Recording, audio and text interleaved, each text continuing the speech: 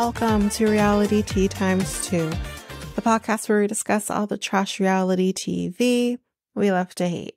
I'm Tanika, and today we are going to be discussing psych. We're not discussing anything. This is a bonus episode. So, as mentioned, I am kind of coming in doing these bonus episodes from my other podcast, Next Take Podcast.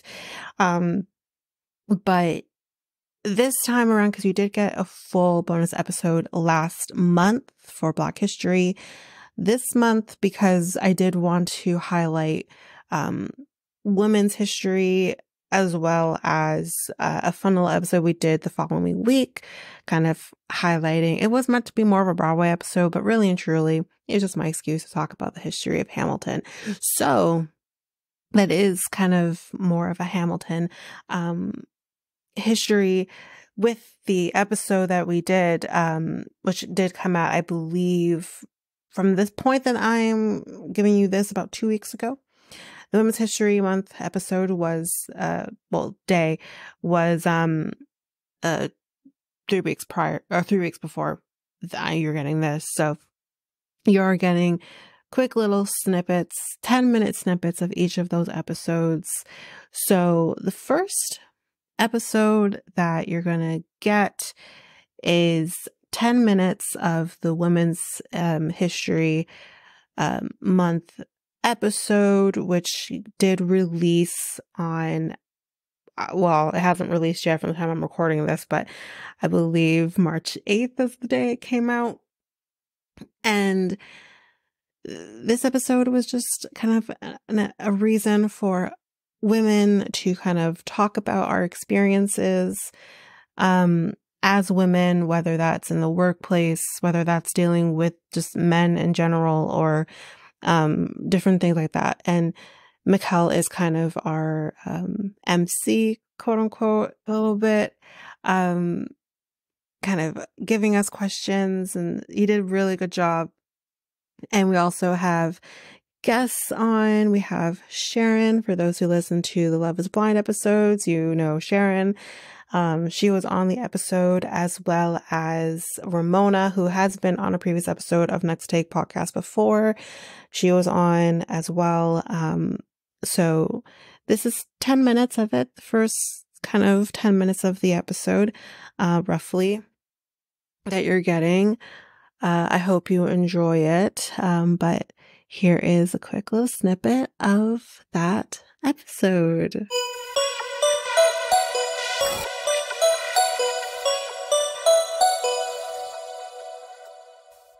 Give you the number one question. So, what can men do to help achieve equality? Anybody can answer this. Not be misogynist. I mean, I feel like that's a loaded question. Like, you want to, give me a little bit more details as to what exactly you want to know. I mean, about?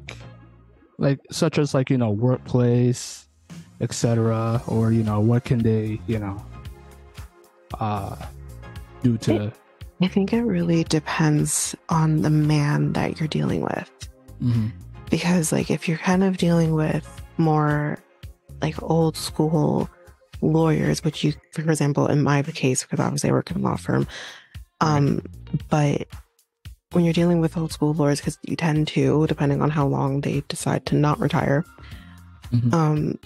They're the ones that are kind of can have that attitude of, this is a woman's job, which is being an assistant, even using some of the particular lingo like legal secretary. That's something you don't use anymore. It really just depends on who you're dealing with. And for example, my boss, who we'll just refer to as JC, that's usually what we do when me and Sharon are talking. He's not the kind of person who doesn't value me as his assistant, or he has the attitude of, I would not survive without my staff. And it's not just me. There are other people, depending on what he's doing, that work for him too, or help him with stuff. That's pretty good. Yeah. So it really just depends on who you're dealing with.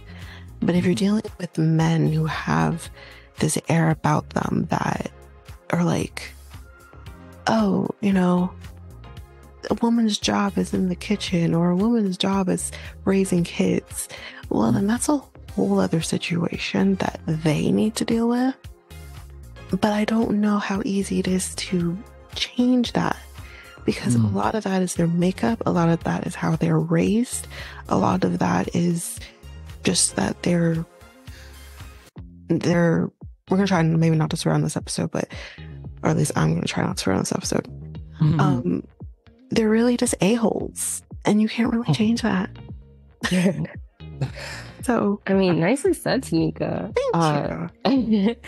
I think, yeah, like, to piggyback on what she's saying, I'd say just, like, if you really don't know where to start, like, go back to the basics. Like, it just, maybe being adaptable to change, Right. and flexible in terms of your own, you know, thoughts and awareness of certain situations. So, you know, Tanika saying, like, sometimes it could be very traditional in certain workspaces, based on their age or their upbringing.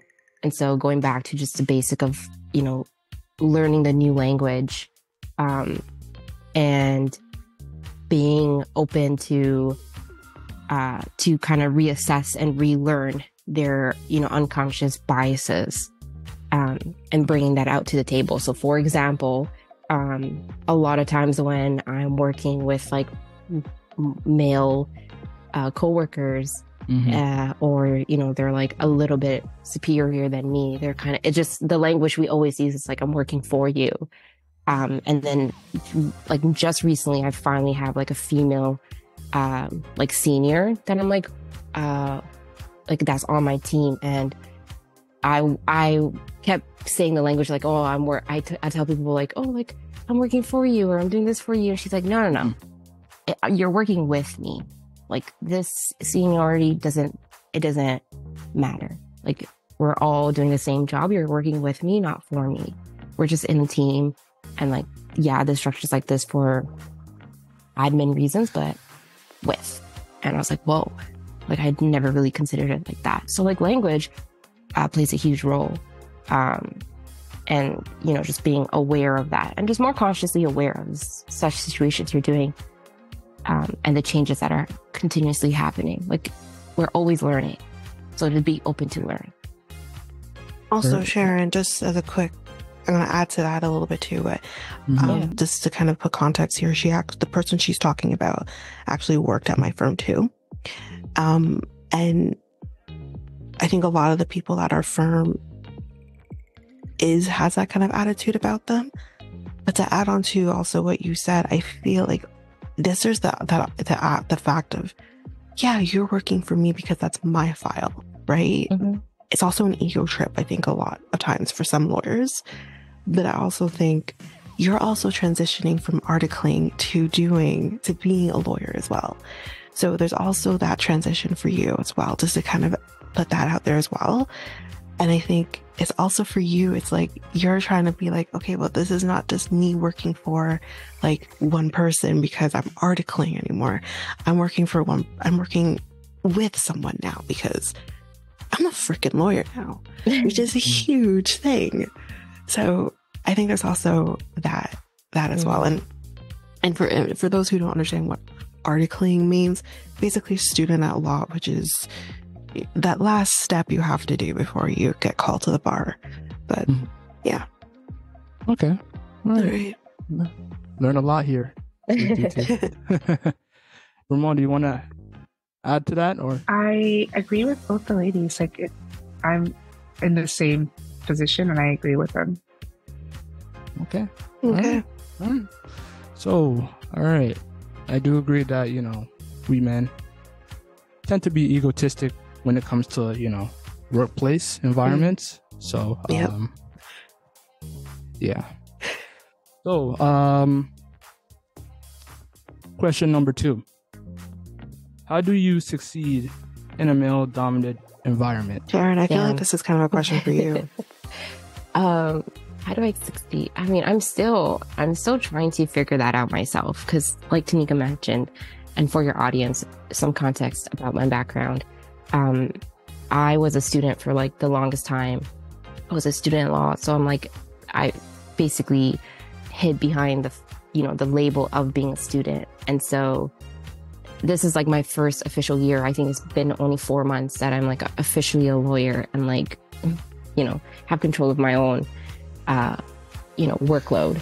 And so,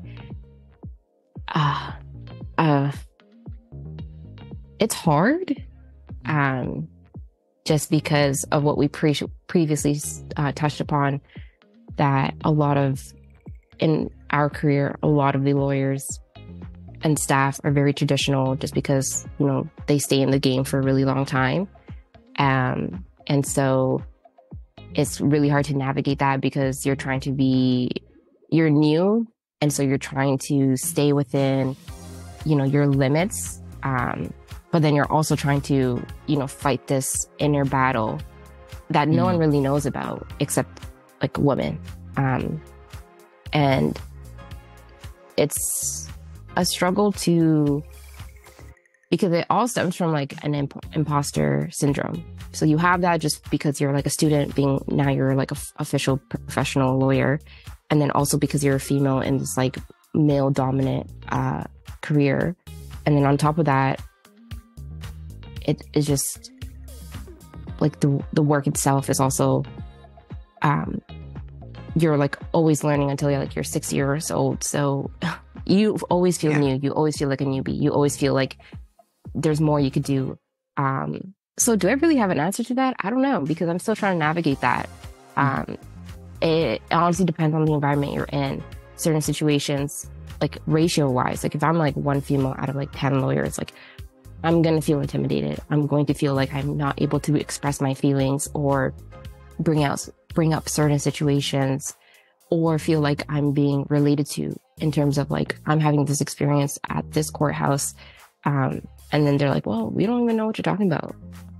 Or sometimes when you see them interact with other female lawyers who are not part of the office or the firm, you're just like, oh, wow, damn. Like I don't know if that kind of seemed like a little bit of bullying. And then it's just like, I can't bring that up. How do I bring that up? I don't know. So Tanika, you've been in this game for longer than I have, so maybe you have more insight.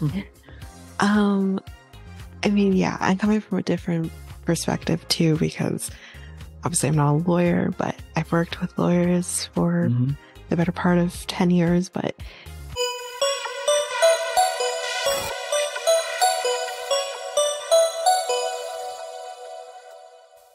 well, I hope that you enjoyed that. It was a lot of fun recording it. If you are interested in listening to the full episode, the link to the episode is down in the show notes. Definitely take a listen. It was a good episode. But now I have another quick little snippet, 10-minute snippet of our Hamilton, History of Hamilton episode that released on, I gotta do the math, guys, because like I said, I'm recording this even before the Women's History Month episode comes out. But the History of Hamilton episode came out on around March 14th. So yeah, this episode, it's mainly what you're getting, the 10-minute snippet of this episode is actually more about my experiences watching the show itself, the music, talking about different things in that sense. That's kind of what I'm talking about. But the main part of the episode is really the history of some of the people that have been discussed, who we see in the show. There are going to be future episodes, just to kind of put that out there. There are going to be future episodes of kind of diving in deep with some of the people who we see in Hamilton. That's going to be coming sometime next year, though. But if you do like this and you want to hear more about Hamilton, more so the people who graced us in Hamilton, the real life people of the story, definitely take a listen out for that. Of course, that will be next year, though, for most of that. And yeah, but this is a lot of fun, this episode. But if you're interested, you can definitely take a listen. But here we go. I'm going to let you now listen to the episode, 10 minutes of it.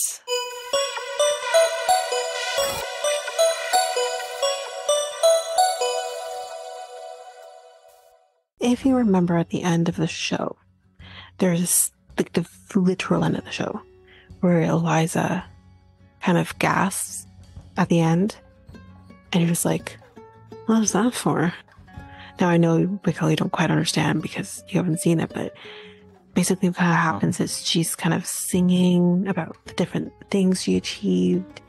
I do want to preface that I'm going to be talking about her in a separate episode, but she lived another 50 years after he passed away, or after he was killed. She was healthy. Yeah, but it's a completely unusual to say someone lived that long in those times. Yeah, she outlived her sisters, her son, for God's sake. Like, so what was the average age in her family? I would say. What's the? Well, I think Peggy. You know? I would have to go back and take a look. Peggy was young when she died. Yeah. Angelica, I'm not sure how old Angelica was, but she died about 10 years after Hamilton died. Mm-hmm. So basically, all of them are around, like, I would say, I'm just gonna probably around 50. 50. So not 30s, 40s. Because no, that was okay. Peggy was 30. I want to say 34. Oh, I'm guessing that though. Yeah. I'm gonna guess Angelica was about 50. Okay. And then Eliza, she was in her 80s, which is completely unusual at the time. Yeah. It's incredible. People were probably calling her, like, a witch, I hope. No, I don't think so. She was high level society, and she did a lot of great work after his passing. Yeah, right. She was high level before she met him. He married into a good family. Interesting. Okay. Go ahead. But the reason Eliza gasps and cries, so this is actually coming from the actress who plays her. She says the gasp is actually from her realizing that this whole time there has been an audience witnessing the story, but not just any story. It's her story. Y'all, when I read this, I started crying. I'm not kidding you. That whole scene when you I missed it. I wish I caught that, but I didn't. Because I thought it was like, oh, maybe she's doing that because Hamilton, like, she's now passed on. She's seeing him. But then what I thought was odd in the end is that he holds her hand, but then he lets her go. I'm like, why is he doing that? Because then that doesn't make sense then from what my theory was. But I kept realizing throughout watching the show, I'm like, this is not Hamilton's story. This is not Alexander Hamilton's story. It's called Hamilton. But I think we've missed the mark. It's Liza Hamilton, not Alexander Hamilton. This is her telling her story. And that's beautiful in and of itself.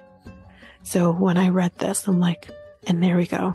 That just kind of wrapped it up in a little bow for me. Because it's incredible.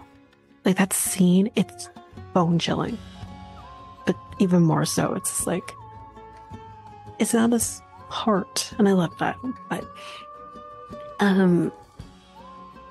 if you want to know, did Eliza know about what we call the Reynolds pamphlet, which, Mikkel, so you have context.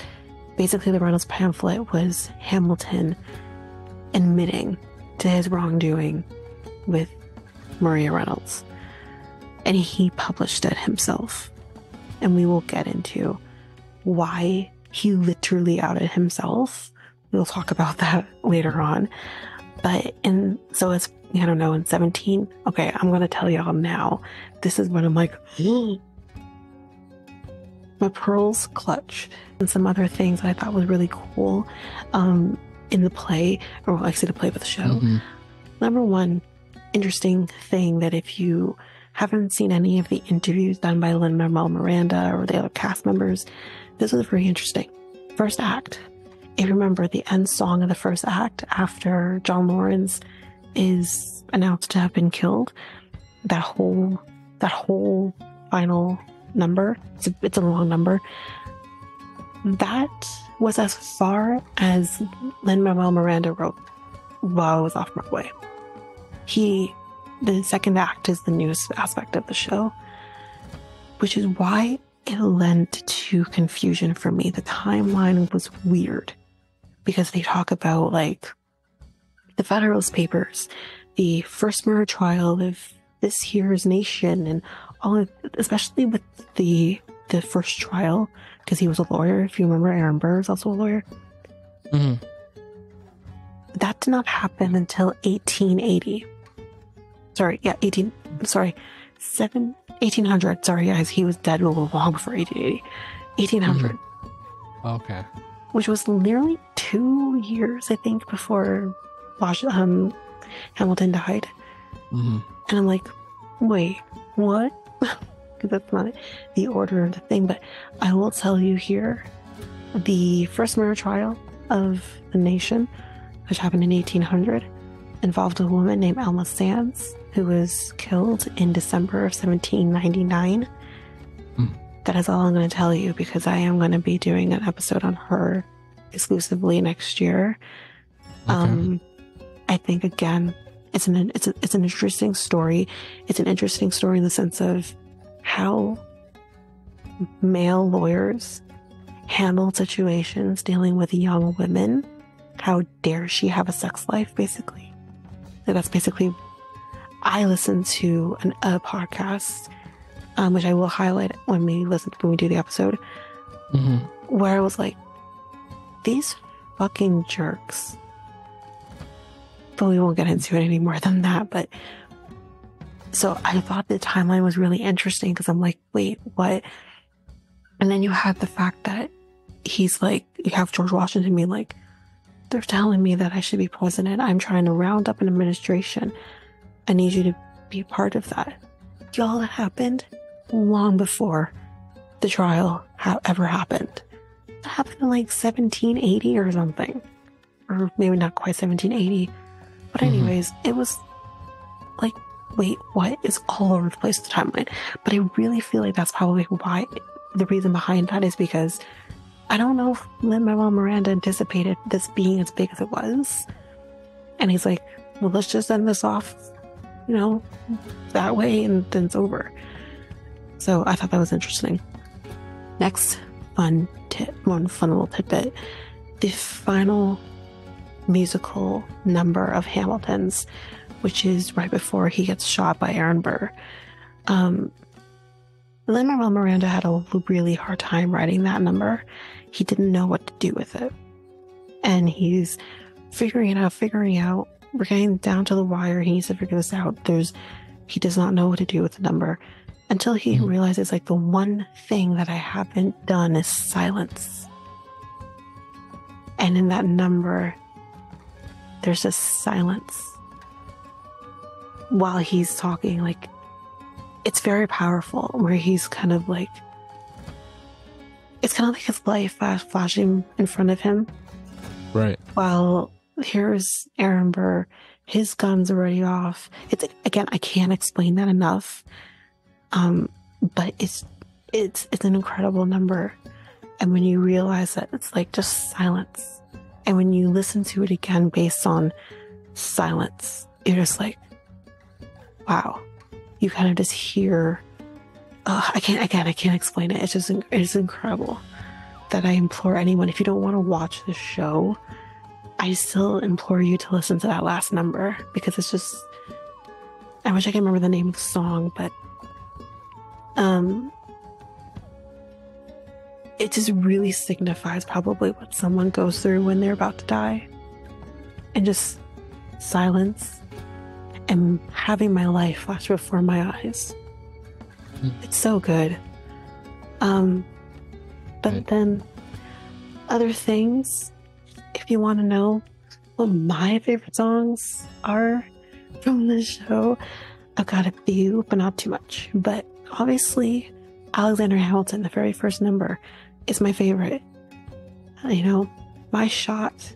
I'm not gonna throw away my shot. Oh, I love it. So good. The Schuyler Sisters, which is, again, so good. Their song is so good. Schuyler Sisters.